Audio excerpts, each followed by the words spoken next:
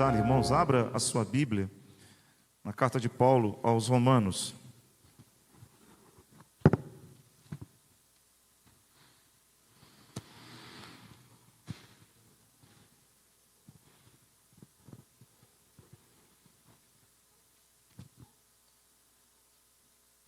Romanos, nós vamos estar lendo um texto que acredito também ser conhecido ou de conhecimento da grande maioria dos irmãos. Vamos visitar a carta de Paulo, do apóstolo Paulo aos Romanos, no seu capítulo de número 12.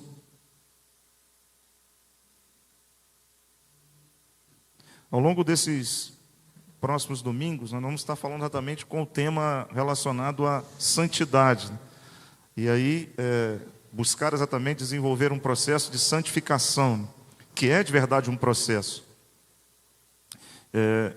E aí tentar mesmo construir na cabeça de nós, os servos do Senhor, pela atuação e unção do Espírito Santo de Deus, a necessidade de estarmos vivendo em santidade. Uma das coisas que eu tive lendo sobre esse contexto da santidade, e mostra uma verdade extremamente importante, que na tradução dessa palavra, do santo, do grego original, traz a característica de separação, ou de separado. E para o contexto do império à época, em especial os judeus do Império Romano, dentro de toda essa característica da vinda do império, quando se separava, a ideia de que separava o mais bonito, o mais pleno, o mais perfeito, que refletia exatamente uma beleza extranatural, fora do normal. Era um cuidado extremamente grande. Então, quando se tem esta tradução da palavra santo, a ideia que se coloca é exatamente isso, a separação de alguém mais bonito, mais perfeito, mais intenso, de uma beleza sobrenatural. Esta é a característica. E quando nós falamos desse contexto de santo, sede santo como eu sou santo, diz o Senhor, é que o Senhor está exatamente chamando o seu povo a trazer de volta a imagem e a semelhança que o próprio Deus colocou na sua criação, no início de tudo.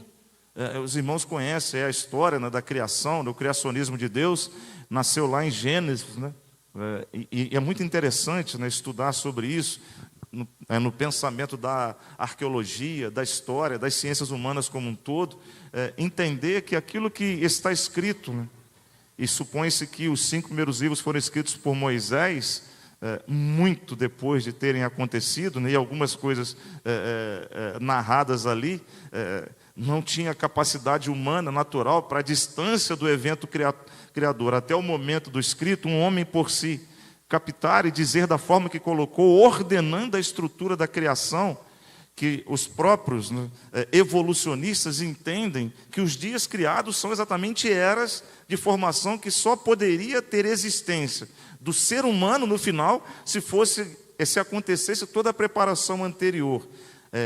O firmamento da luz, a separação da terra, a realidade da água, a formação das plantas, depois então os animais, e é exatamente a sequência que os chamados evolucionistas entendem como as eras geológicas da criação, ou pelo menos da formação da estrutura do planeta como nós conhecemos. Então você imagina, alguém distando de nós há mais de 2.000 anos, há quase 6.000 anos, escrever algo que aconteceu muito antes dele ter nascido e colocar essa ordem de forma cronológica e correta, a fim de que 6.000 anos depois as pessoas vão dizer que de verdade o que ele fala é aquilo que possivelmente aconteceu. Então, a gente entende que tudo é o mover de Deus. E lá, no início, ao criar tudo, o Criador agora chega e constrói aquele que os irmãos percebam que toda a criação foi pelo verbo, pela palavra. Haja luz, haja isso, haja aquilo.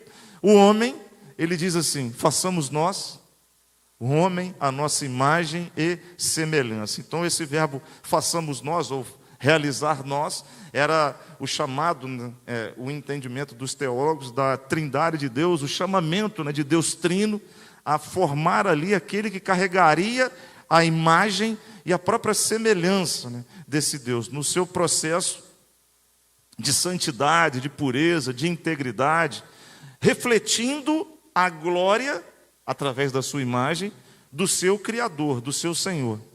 E ao longo desse processo, o homem cai da graça, os irmãos conhecem a história, o homem então entra em pecado e perde toda a sua estrutura, mas dos atributos de Deus compartilhados com o homem, porque existem aqueles que são compartilhados e os que não são compartilhados, mas os que foram compartilhados com o homem, talvez um dos mais importantes para a natureza do homem, da sua estrutura de manutenção na sua vida, né, como ser humano na terra em que ele vive, é o atributo da santidade. Santidade, então, é buscar resgatar essa imagem e essa semelhança do seu Criador na sua estrutura original. E refletir dentro dessa estrutura original, né, aquilo que de verdade o seu Criador é e o que o seu Criador colocou nele, que é um dos seus atributos, que é a própria santidade. Então, acredito que para nós, os seres humanos hoje, a santidade seja um dos atributos mais importantes que nós devemos nutrir na nossa vida diuturnamente. E como que nós nutrimos isso? É o que nós vamos tentar falar nessa noite. Vamos ler o texto então, irmãos. Romanos capítulo 12. Eu vou ler o versículo 1 e versículo 2. Os irmãos já ouviram sobre esse texto, já falaram sobre esse texto, já se esmeiraram, debruçaram sobre esse texto, mas eu ainda gostaria de falar um pouco mais sobre Romanos capítulo 12, verso 1 e 2. Estaremos dizendo hoje, firmados na verdade, né, firmados na rocha, que é Jesus Cristo. A igreja tem o tema, uma igreja firmada na rocha, né? Então a rocha é Jesus Cristo. Então, firmados na rocha, nós nos tornaremos uma igreja que genuinamente agrada o coração de Deus. Todos os dias da nossa vida. Se é que já não somos, hein? Amém? Amém, igreja? Você é uma igreja que agrada o coração do Senhor? Amém? Muito bom. Romanos capítulo 12, verso 1 e 2 diz assim: Rogo-vos, pois, irmãos, pela compaixão de Deus, apresenteis os vossos corpos em sacrifício vivo, santo e agradável a Deus, que é o vosso culto racional. Não vos conformeis com este mundo, mas transformai-vos pela renovação do vosso entendimento, para que experimenteis qual seja a boa, perfeita e agradável vontade de Deus. Que Deus abençoe a poderosa e grandiosa leitura da palavra do Senhor. Os irmãos que colocaram em pé podem então se assentar. Meus irmãos, esse texto ele traz informações extremamente interessantes, mas eu gostaria de destacar alguns pontos com os irmãos sobre uma igreja que agrada o coração de Deus, porque estamos vivendo um tempo, né, de modismo que tem distorcido o próprio evangelho. É sobre essas questões que eu gostaria de apontar para os irmãos hoje.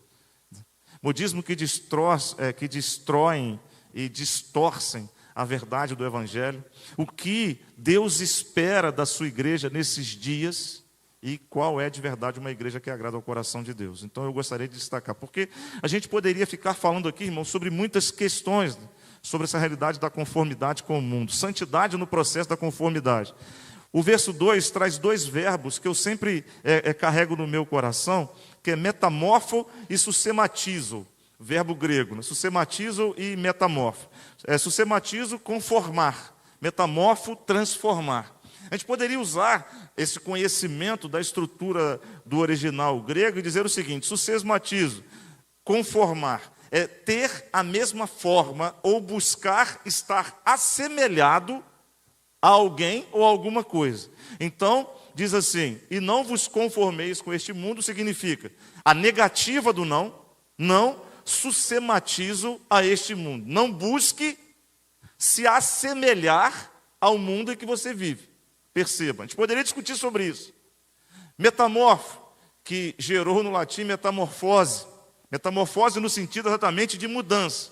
De nós nos lembrarmos aqui de uma lagarta, que a lagarta, num determinado momento, ela faz lá um processo, né, de lã, cria um casulo, e ela se fecha dentro de um casulo, e ali passa alguns dias, e depois desse tempo, esse casulo começa a se romper, e sai de lá, não mais a lagarta original, e sim uma borboleta transformada no processo exatamente que ficou no casulo. Então, metamorfo é basicamente esse sentido, quando diz assim: não vos conforme com esse mundo, mas transformai-vos pela renovação do vosso entendimento. Então, faça com que o mundo que você vive sofra uma metamorfose. para que através da sua vida ele seja diferente do que de verdade ele está sendo. A gente poderia dizer exatamente sobre santidade neste contexto, mas eu gostaria de dizer uma outra coisa para os irmãos. Meus queridos, nos dias que nós estamos, os últimos dias, eu vou dizer os últimos meses, os últimos anos, mas mais recentemente nos últimos dias, a gente tem visto, né, um evangelho, e isso me entristece e me preocupa. Então quero compartilhar com os irmãos agora a minha tristeza e a minha preocupação. Nós temos visto um evangelho que na grande maioria das vezes tem sido adaptado para que as pessoas que fazem parte desta igreja, deste evangelho, se sintam agradadas por aquilo que estão ouvindo. Eu vou repetir, o que me entristece e o que me preocupa. Nos últimos dias, e mais recentemente nesses últimos dias, nós estamos vendo um evangelho sendo anunciado, um evangelho sendo pregado, e esse evangelho está sendo adequado para que ele se torne agradável aos ouvidos daqueles que os ouvem. Pastor, mas o senhor está muito radical. Não! Estou denunciando o pecado que está se amoldando à igreja, para que a igreja seja o lugar onde pessoas se sintam agradadas por aquilo que ouvem, e não confrontadas com aquilo que de verdade agrada a Deus. Se eu pudesse reduzir essa palavra ou essa mensagem, eu diria o seguinte: estamos nos últimos dias vivendo um evangelho que tem sido adaptado para que pessoas se acheguem a esta igreja, a fim de que elas se sintam confortáveis neste lugar, mas que, sobretudo, este mesmo evangelho é aquele que tem desagradado ao Senhor da igreja, que é o gestor, o administrador e o fundador da mensagem do evangelho. Isso é muito grave, isso é um pecado. Pecado que tem sido ministrado na vida das pessoas através dos seus líderes, ou das próprias pessoas que se associam à associação chamada igreja. A igreja que tem abraçado modismos, líderes que estão cedendo pressões, pressões culturais, e na verdade tem abandonado a sã doutrina, pensando em mensagens que possam massagear o ego, mas que não transformam pessoas nem corações de ninguém. Mensagens que são ditas da boca de homens, mas não fundamentadas pela boca do Espírito Santo. Mas o apóstolo Paulo, né? E digo que admiro, né, o apóstolo Paulo. Todo mundo sabe o quanto que eu gosto de ver a história do apóstolo, a forma com que o apóstolo Paulo trata das questões, por exemplo, né, da estrutura organizacional da igreja. O apóstolo Paulo, a igreja em Corinto, ele dita ali uma ordem para uma igreja que estava em desordem. Ele mostra para uma igreja que aquilo que eles estavam praticando estava distante do que, na verdade, Jesus havia ensinado aos apóstolos, os apóstolos haviam ensinado à igreja. E tem muita gente que se abraça, né, a conceitos corintianos, né, achando que estão caminhando exatamente de acordo com aquilo que é o prudente e o correto. Cuidado, estude a palavra de Deus. A palavra de Deus é a verdade que liberta. É a nossa regra de fé e de prática. Não é a moda que a gente está vendo desenvolver porque em tal lugar está acontecendo isso, em tal lugar está acontecendo aquilo. Aqui precisa, não. Nós devemos ser guiados e orientados pela admoestação da palavra de Deus. E o Deus da palavra. A palavra precisa ser a regra de fé e de prática de nós como igreja. E tem muita gente que não está se preocupando em estudar a palavra. Tem muita gente que está se preocupando em receber de pessoas o que de verdade as pessoas têm para oferecer. E sabe o que as pessoas têm para oferecer para nós? Nada. Porque tudo que nos dão é passageiro, é efêmero. Vai durar por um tempo, mas não vai durar para sempre. Mas quando recebemos de Deus a boa, perfeita palavra do Senhor, essa nos leva à eternidade. Falava com o irmão hoje ali sobre essa realidade da morte. Né? Muita gente teme a morte, tem medo de morrer, não sei o quê. Muitos de nós. Né? Todo mundo quer ir para o céu, mas ninguém quer morrer agora. Eu acho que essa é a afirmação. Mas a morte não é o fim, é o início. É o início da vida eterna. que pode ser uma vida eterna com Deus ou uma vida eterna sem Deus. E é isso que o apóstolo está dizendo: cuidado com os modismos e as coisas que têm se colado com o mundo. Ele chama a igreja a dizer o seguinte: olha, não se conforme com aquilo que você está ouvindo e trazendo para a tua vida. Não se molde, não se associe, não se assemelhe com aquilo que é passageiro, que é efêmero, dura por um tempo, mas não todo o tempo.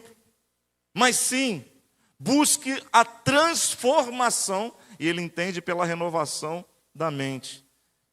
E olha, irmãos, quando nós falamos dessa estrutura de renovação de mente, a gente entende que a mente é o órgão central das decisões da nossa vida. É o nosso coração. Ali estão nossas intenções, nossas emoções, nossos planos, nossos projetos. Então a mente é o nosso coração, o que dita quem de verdade nós somos. O nosso caráter está no nosso coração, na nossa mente. E é exatamente ali que nós ouvimos o Espírito Santo de Deus. E é exatamente ali que nós somos convencidos do pecado, da justiça e do juízo.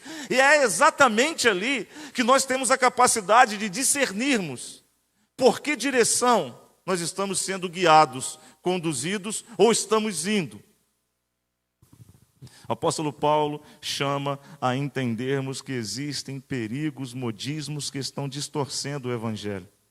Se a gente pensar, por exemplo, o evangelho do conforto e da prosperidade, em que as pessoas têm buscado a igreja para receber de Deus. Era como que se Deus só existisse para satisfazer os desejos nossos e terrenos. É como que se Deus, hoje, né, através dessa mensagem desses últimos dias, é como que se Ele só existisse na vida das pessoas como um objeto a ser usado para satisfazer uma necessidade temporal, terrena, meramente humana. É como que se a nossa fé fosse um ato de barganha ou de troca em que nós deveríamos dizer para Deus que o que nós fazemos na igreja, a vida que nós vivemos na igreja, a vida que nós vivemos na sociedade, é como que apaga daquilo que Ele tem que dar para a gente. É como que se a gente andasse no nosso dia a dia como servos, né, do Deus da bênção, do abençoador, como aqueles que somos os únicos dignos de receber de Deus o que nós queremos, não o que nós precisamos. E aí nós deixamos de lado, né, a mensagem é deixada de lado, a mensagem que chama a rendição,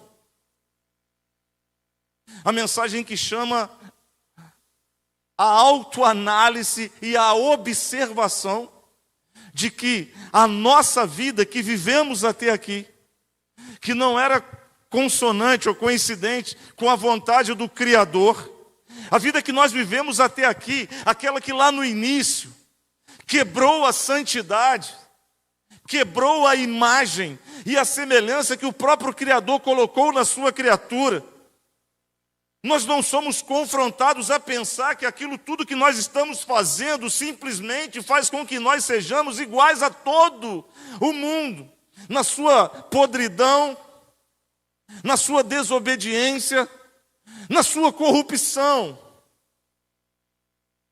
Não nos leva a nos rendermos ao Senhor e nos arrependermos do nosso pecado. O evangelho do modismo hoje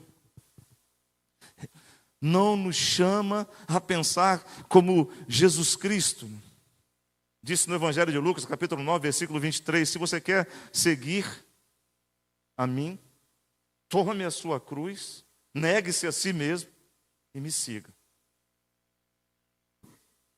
O Evangelho dos dias de hoje, né, ele está relativizando tudo, relativizando até o mundo espiritual. Né? Ele diz que cada um tem a sua verdade, Deus entende, o importante é o amor, que você pode vir para a igreja do jeito que você está, que com o tempo, né, você talvez possa entender que existem algumas coisas que você precisa deixar, mas não. No evangelho do relativismo espiritual, me colocam o envolvido com o pecado e não arrependendo do meu pecado. Me colocam o pecador não arrependido, o praticante daquilo que entristece o coração de Deus, para adorar a Deus cantando, tocando, pregando e falando. Isso é pecado. Isso é culto do eu, isso é egocentrismo, isso é valorizar o homem e menosprezar Deus na sua santidade. Relativizam o que é espiritual. Não pode de uma mesma fonte sair água salgada e água doce. Não pode ter um coração que ama a Deus e é apaixonado pelo mundo. Não pode existir na vida do servo do Senhor coração dobre. Ou é de Deus ou não é. E o próprio Deus vai dizer o seguinte, né? Jesus, como que você pode ser amigo de Deus se você é amigo do mundo, né? Então aquele que se faz amigo do mundo é inimigo de Deus. Cuidado com o relativismo espiritual. Cuidado com o culto ao eu. A gente vive, né, a era do meu propósito, da minha realização, da minha voz, da minha ideia, da minha posição, da minha condição espiritual, do meu poder, da minha vida, do eu. Cuidado com o relativismo espiritual e cuidado com o culto ao eu. Mesmo o apóstolo Paulo, quando escreve a Gálatas, ele vai dizer o seguinte: não sou eu mais quem estou vivendo. Agora é Cristo que vive em mim. E a vida que eu estou vivendo agora é a vida que o Senhor tem me pedido para viver. Talvez eu não goste de determinadas palavras que eu ouço, ou determinadas atitudes que eu tenho que tomar na minha vida. Mas se é para glorificar o nome de Deus na minha vida e me fazer santo como Ele é, eu preciso tomar essas decisões. Deus está esperando hoje da igreja dele, primeiro, fidelidade à palavra dele. A igreja que nasce, né, no coração do seu líder aí, né, nas suas ideias e nas suas propostas, e não se baseia ou não busca as suas fontes doutrinárias na palavra de Deus, é uma igreja que está distante das determinações do Senhor da igreja. Deus está esperando uma igreja que seja fiel à sua palavra.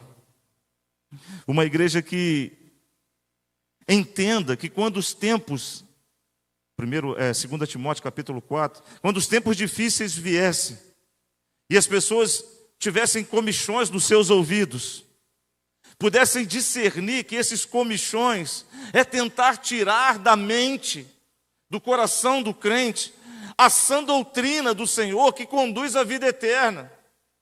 Esses comichões que tentam e em todo tempo distorcer a verdade doutrinária da palavra de Deus, que diz: olha, se você quer viver uma vida em santidade e ter a certeza da tua salvação, você precisa entregar a tua vida a Jesus Cristo. E entregar a tua vida a Jesus Cristo é renunciar a você mesmo.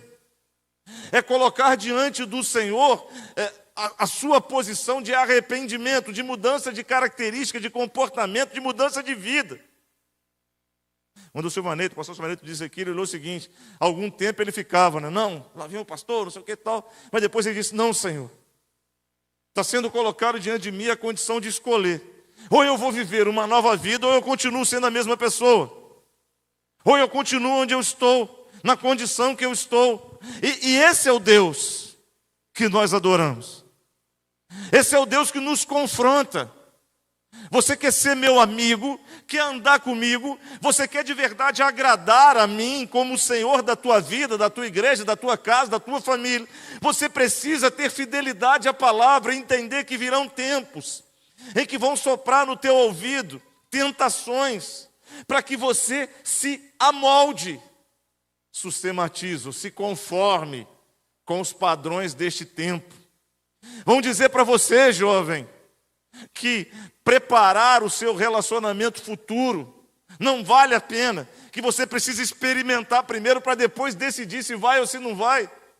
Vão dizer para você, pai, na tua casa, meu irmão, que você precisa ter outras mulheres e outras amantes para que você tenha uma vida sexual melhor. Vão dizer para você, mulher, que o empoderamento feminino, que são o seu corpo, suas regras, né? Que você também precisa viver o que a sociedade está vivendo. Abandonar os valores e os princípios que o Senhor tem colocado na tua casa. Vão dizer para a nossa família que estar na presença de Deus é retrógrado, ultrapassado. A mensagem dos princípios e dos valores cristãos já não cabe nesse tempo. Balela, mentira, droga. A igreja precisa urgentemente voltar à sã doutrina, à palavra de Deus, sem medo de se tornar impopular. O crente em Jesus Cristo precisa abraçar a sã doutrina do Senhor, a palavra de Deus, e não ter medo de ser chamado impopular. Ah, você está ultrapassado. Não, eu sirvo a um Deus que me tira do lamaçal do pecado e coloca o meu nome no livro da vida. E no dia que eu partir daqui, Ele vai abrir aquele livro e chamar-me pelo nome para que eu entre no céu. Aquele que não ouve esta palavra significa que não viverá a eternidade no céu, e sim fora dela. E aí há um local que é chamado Sheol, inferno. A igreja que Jesus Cristo espera para os dias de hoje, além de ser fiel à palavra, ela precisa ter sede de santificação. Ela precisa ter sede de ser santa. Por isso digo, um dos atributos compartilhados de Deus para conosco, talvez um dos mais importantes para a nossa vida aqui na terra, chama-se santidade. É buscar exatamente viver conforme Deus quer que nós vivamos, abdicar de tudo aquilo que me cerca, que me alimenta, né? O meu ego, o meu eu, que me pensa afincar a minha mente e a minha vida futura na terra. E olha, sou pastor há 22 anos nessa igreja. Já vi pessoas nascerem, crescerem, se casarem, terem filhos, morrerem. Já saí de nascimentos, fui para sepultamentos. Uma certeza eu descobri: ninguém sabe o dia que vai tocar a nossa senha, né? Chamar a nossa senha para a gente entrar no trem da eternidade. Ninguém aqui sabe. E graças a Deus que nós não sabemos disso, porque isso é um atributo de Deus, conhecer todas as coisas. Porque se cada um de nós soubéssemos o dia que nós morreríamos aqui, talvez muitos de nós viveríamos como a vontade da carne pede, né? Faríamos tudo aquilo que nós queríamos fazer, viver e tal, e aí depois, no último segundo, Senhor, me perdoa. Deus perdoaria, por amar, porque você se arrependeu, se de coração. Mas a pergunta é, se você soubesse o dia que a sua senha seria chamada, você estaria aqui para adorar a Deus, desejoso de ter uma vida em santidade? Essa é a pergunta. Se você responder que sim, significa que você compreende o que de verdade é viver para o louvor da glória de Deus, uma vida que não só agrada a Deus, mas traz para você saúde, prosperidade, bênçãos e vitórias plenas. Viver para Deus é viver o melhor dessa terra. Sabe por quê? Porque nós não contaminamos com as drogas desse tempo, com a promiscuidade desse tempo, com as ideologias desse tempo. Nós somos guiados pela ação do Espírito Santo de Deus. Alguém pode abrir, por favor, 1 Pedro, capítulo 1, verso 15 e 16?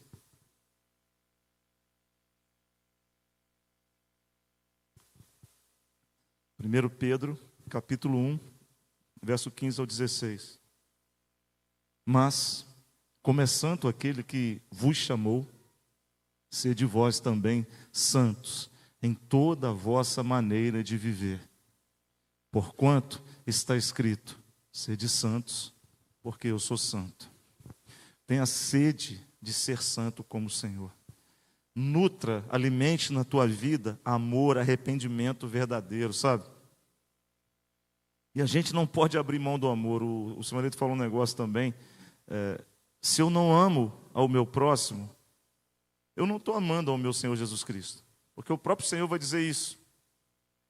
Em 1ª Epístola de João ele fala: como eu posso dizer que amo a Deus e odeio ao meu irmão? Como que eu posso dizer que amo a Deus a quem não vejo e odeio ou aborreço ao irmão a quem eu estou vendo? Não abra mão do amor. Seja sincero, verdadeiro e, sobretudo, se porventura pecar contra o Senhor, não tarde em se arrepender. Eu ouvi uma frase que eu achei muito interessante nessa semana de palestras, dizendo o seguinte: é melhor nós tratarmos a nossa tentação do que tentarmos tratar o nosso pecado. Porque em pecado talvez nós não tenhamos tempo de tratá-lo. Mas se somos tentados, e isso somos, nós podemos controlar a nossa mente e dizer o seguinte: aqui deve habitar as coisas que vêm do céu. Senhor, livra-me do mal. E por fim, uma igreja que agrada a Deus. Esse é o resultado, né, da igreja que Deus deseja. É uma igreja que vai andar na contramão do mundo. Se os seus amigos estão indo na direção que mata o corpo, mata a igreja, mata o relacionamento e mate as vidas, mata as vidas, fuja dessas pessoas. Contramão é o lado contrário. E a palavra arrepender-se tem esse sentido. Se eu ia por um caminho, eu volto 180 graus no caminho contrário. Não 360, 180. Porque eu não posso dar uma volta completa, mas sim meia volta, porque o que eu fazia ficou para trás. E aí o próprio apóstolo Paulo vai dizer: se alguém está em Cristo, nova criatura é. As coisas velhas já passaram, eis que tudo se fez novo. Porque quando uma igreja anda na contramão do mundo, a glória de Deus se manifesta. Quando uma família anda na contramão do mundo, a glória de Deus se manifesta naquele lar.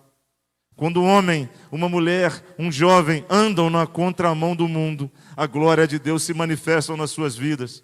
As pessoas são libertas de verdade, deixam a vida velha e não voltam para ela porque foram alcançadas pela glória de Deus. Não são apenas entertidas, né, durante um evento, né, um momento que não gera arrependimento e mudança de comportamento nenhuma, apenas satisfação do eu e do ego. Não são intertidas, mas sim transformadas.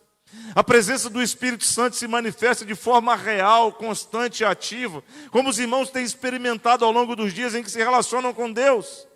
Quando os irmãos estudam a palavra, quando os irmãos oram, quando os irmãos buscam a comunhão no seu lar, quando no seu trabalho você impõe a sua mão para que nenhum mal tire a direção da sua vida naquele local. Quando você vai sair para buscar o seu emprego, então a manifestação do Espírito Santo é plena. Você fala: Senhor, vá à frente abrindo os caminhos, tirando todo o impedimento.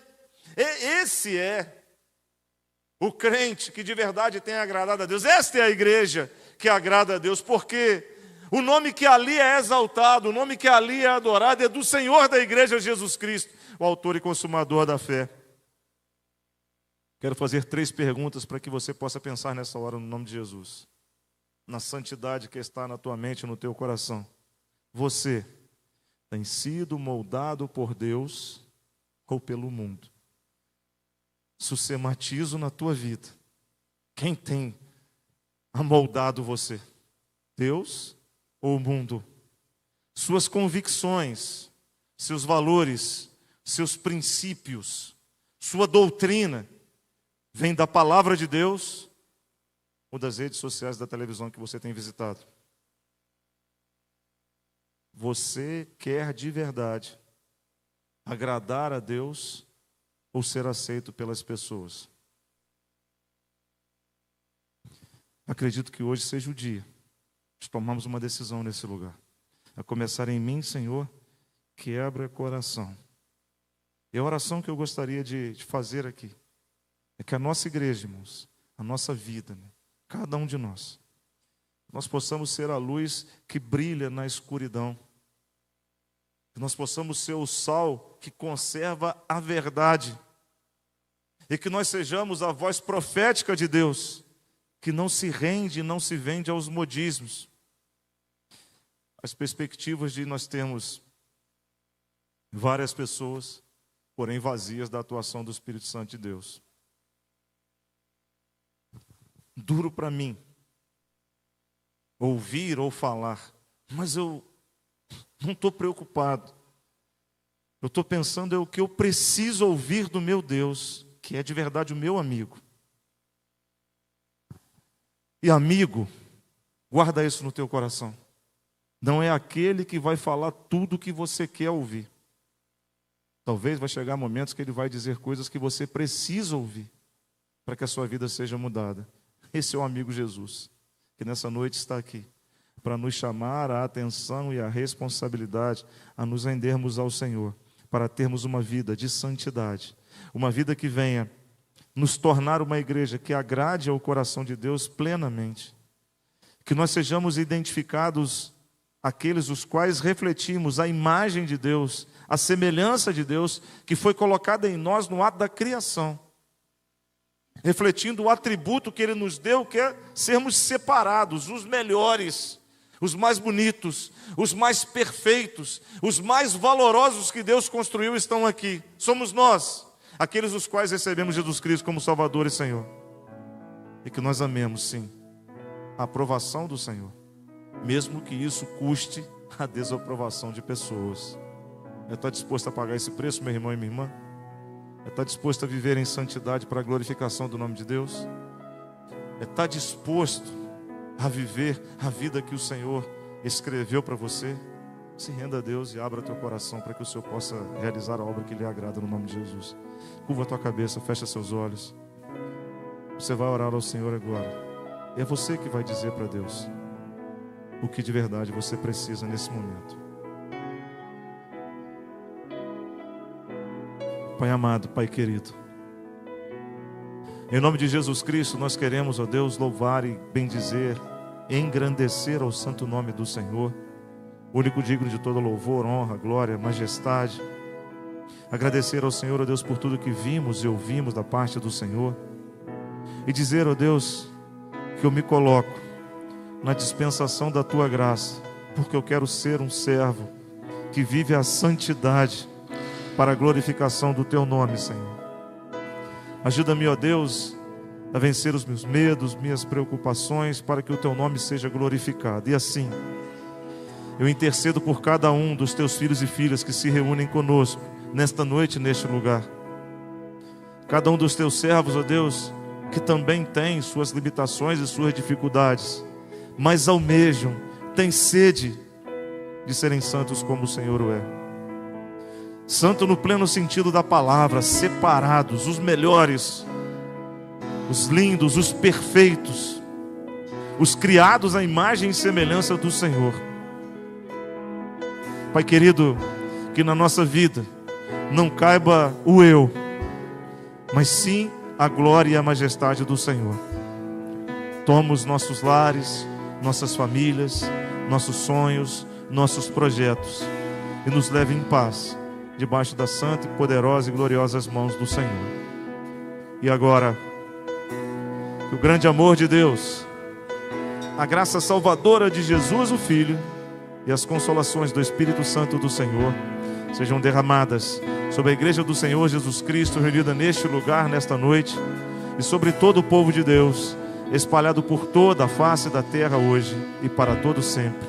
Amém e amém.